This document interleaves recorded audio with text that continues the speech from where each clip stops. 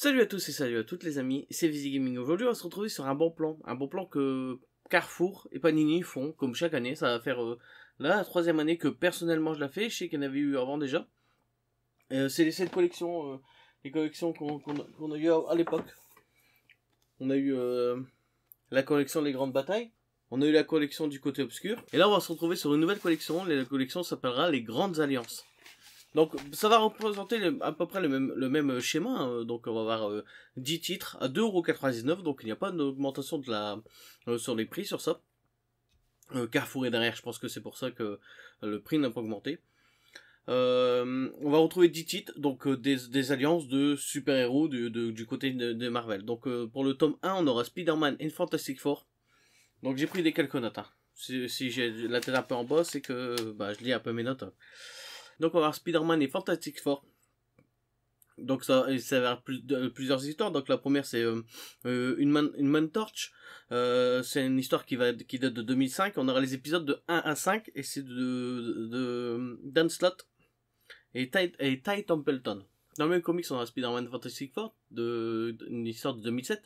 On aura les chapitres de 1 à 4 de Jeff Parker et de Mike Wieringo. Et pour finir, on aura une histoire, on aura un Strange Tale Annual de 1962, le deuxième, épisode 2 de Stanley et Jack Kirby. Le tome 2 va se pencher sur Avengers X-Men, donc on aura des épisodes d'Avengers et d'X-Men, souvent en alliance entre les deux. Donc on aura Avengers vs X-Men de 1984, épisode 1 à 4 de Roger Stern et Marc Silvestri. On aura aussi l'épisode de Blood Die, de 1991, le 26e épisode, 368 et 369 de Wes Ingers, et Uncanny X-Men de 1963, 307. Donc dans le tome 3, on va retrouver Deadpool et Cable. Ça va être des épisodes assez récents, c'est Deadpool de 2004, on va avoir les épisodes de 1 à 6, donc 6 épisodes d'un coup, c'est quand même vachement beau, de Fabian Kenza et de Mark Brooks, et le 30 et 32, aussi de Mark Brooks et de Fabian Kenza. Et on va aussi avoir Deadpool et Cable, d'une série de 2010, le 25e épisode. Dans le tome 4, on va retrouver Daredevil et Elektra. Donc c'est Ultimate Daredevil et Elektra. Donc ça va être des épisodes de 2003. On va avoir l'épisode de 1 à 4 de 2003 de Greg Rucka et de Salvador Larroca. Dans ce comic, on va aussi avoir les épisodes assez oldies de 1964 de Frank Miller. Donc on aura l'épisode 168, 174, 175, 179 et 181. Et on va avoir aussi un épisode What If de 1977, l'épisode 35. Dans le tome 5, on va retrouver Doctor Strange et Spider-Man. Donc ça fait déjà 2 fois qu'on trouve Spider-Man avec les Fantastic Four, et Spider-Man avec Doctor Strange. Ils auraient pu mettre un peu plus de super-héros, mais bon, ça fait toujours plaisir, vraiment pas cher. À chaque fois je le dis, hein, c'est vraiment pour faire découvrir. On est que 4% de lecteurs de comics en France. Et si on veut déboucher des nouveaux lecteurs, il faut aussi offrir des trucs pas trop chers ou faciles d'accès. En fait, et ces collections sont faciles d'accès. C'est pas qualitatif, je sais, c'est pas très, mais c'est facile d'accès. On se prend pas la tête, on sait quoi lire. En fait, on veut lire du Spider-Man, on achète un des tomes comme ça et on a du Spider-Man qui est dans la continuité ou pas spécialement, mais on se prend pas la tête sur les lectures. Les trucs sont quand même bien édité, on a toujours un avant-propos, on a toujours des anecdotes, tout ça. Franchement, c'est des collections à 3€, mais ça vaut vraiment le coup, je trouve. Donc comme je disais, le tome 5, c'est Doctor Strange et Spider-Man. Donc ça va être des épisodes de 1963. Donc on va avoir du quart du siècle. On a un annuel 2, annuel 4 de Stanley et Steve Ditko. On a du Marvel Team Up de 1972 de 50, 51, 50, 76, 77, 80 et 81. Donc ça va être que du oldies. C'est vrai que pour se mettre dans le oldies, c'est pour un nouveau lecteur, c'est un peu dur, mais bon, ça fait toujours plaisir, même pour un lecteur comme moi qui commence à avoir un peu plus de connaissances, de relire un peu de oldies, tout ça, ça peut être tentant, hein. Donc dans le tome 6, on va retrouver Thor et Iron Man. Ça va nous reprendre des épisodes de 1998 de Mighty Thor. Donc on va avoir les épisodes de 80 à 85. On va retrouver aussi des épisodes un peu plus récents, de 2011, de Dan Abnett. Donc on va retrouver du chapitre 1 au chapitre 4 de Dan Abnett, comme je vous l'ai dit, et de Scott Ayton au dessin.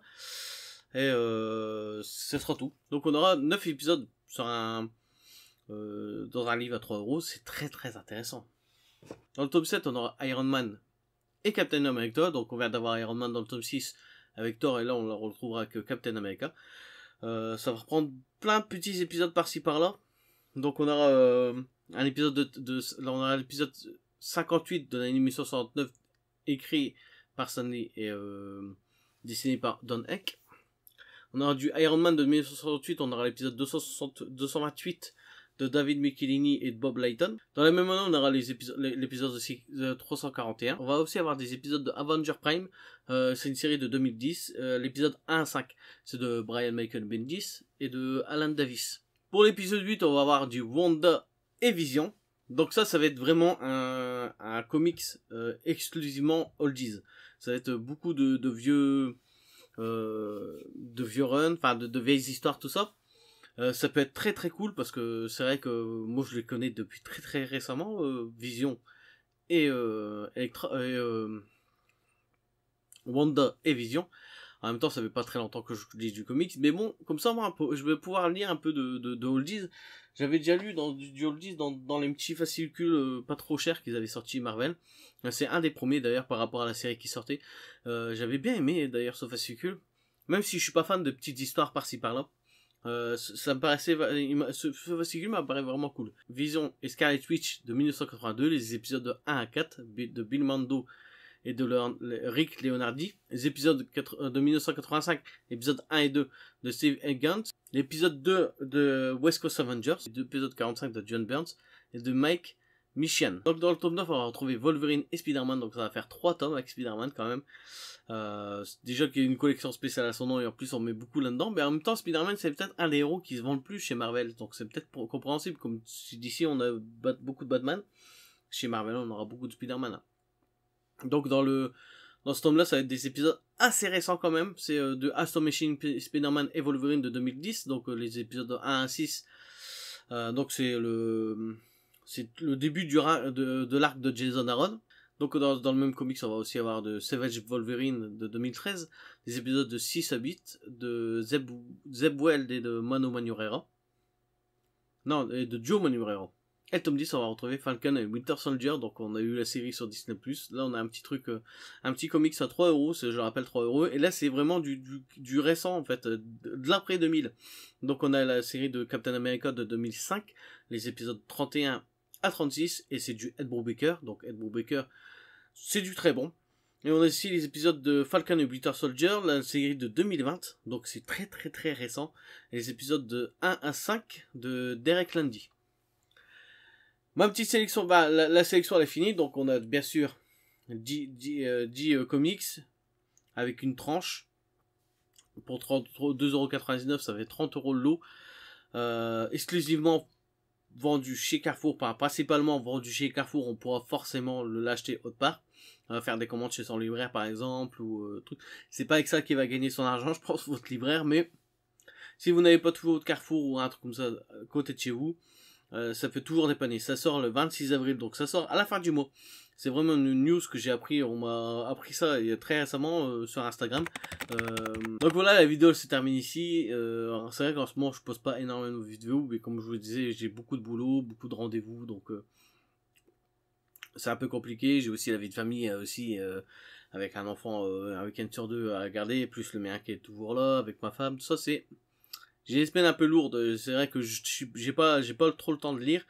J'ai encore acheté du comics et de la BD récemment et j'accumule trop, en fait je lis quasiment rien, donc je vais peut-être ralentir mes achats pour les prochains mois je pense. Mais j'essaierai de revenir avec des reviews sur ce que j'ai acheté. Là j'ai bien sûr pour soutenir, je vous le dis en avant de sortir ma vidéo du mois, d'achat du mois. Mais pour soutenir 404 comics, je me suis acheté Everything. Je vous ai dit, je voulais soutenir cet éditeur. J'ai acheté déjà le comics et je vais peut-être le lire très très bientôt pour vous en faire une review si ça peut vous intéresser. C'était Vizy Gaming cette fois-ci sur la petite collection Carrefour qui va sortir le 26 avril. Je répète, 26 avril, 10 titres, 30€ la sélection. Ça fait tout, si ça peut ramener des lecteurs aux comics, c'est vraiment cool. On n'est que 4%. Soyons gentils avec ces nouveaux lecteurs. C'est vrai que quand je suis arrivé dans le comics, il y a 3-4 ans, on va dire, que je commence à débuter à lire. J'ai toujours été accueilli avec gentillesse par les lecteurs, et toujours demander des conseils. Et c'est vraiment un état d'esprit qu'il faut garder. Parce que c'est très très dur de se mettre dans le comics.